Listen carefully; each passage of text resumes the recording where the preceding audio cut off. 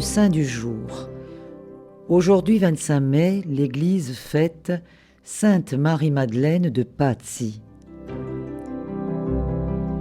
Catherine de Pazzi est issue d'une famille aussi noble que pieuse, et un de ses ancêtres est connu comme l'un des premiers croisés à être entré dans Jérusalem.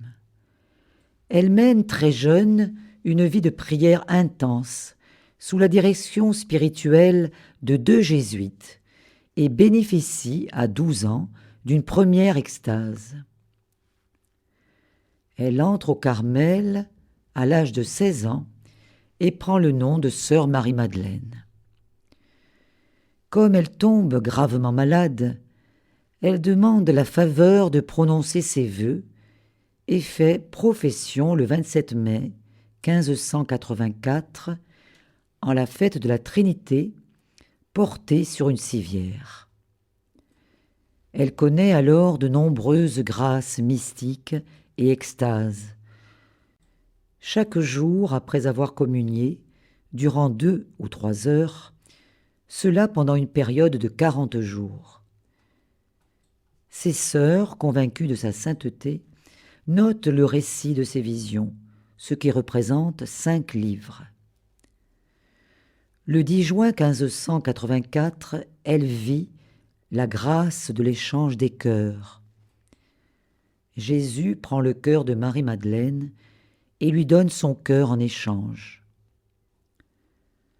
Le 28 juin, elle reçoit les stigmates, les marques en sa chair de la passion de Jésus. Mais à sa prière, ceux-ci deviennent invisibles. Elle écrit au pape et à d'autres responsables ecclésiastiques 12 lettres pour les inviter à travailler à un véritable renouveau spirituel dans l'Église. Tout en bénéficiant de grandes grâces, elle souffre d'intenses épreuves spirituelles, notamment la tentation de mourir, dont elle sera libérée lorsqu'elle tombera malade. En effet, les 3 dernières années de sa vie sont marquées par la maladie et l'arrêt progressif de toute vie active.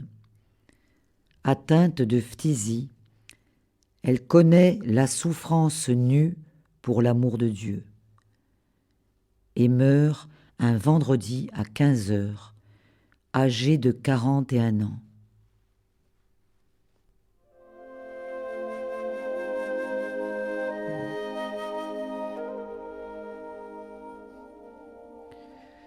Marie-Madeleine, accorde-nous d'aimer l'Église, épouse du Christ, corps du Christ, comme tu l'as aimé. Que nos reproches se changent en un engagement plus profond auprès de nos paroisses. Que les souffrances reçues se changent en prières pour qu'un grand souffle spirituel ranime nos assemblées. Que tous puissent dire de nous: voyez comme il s'aime.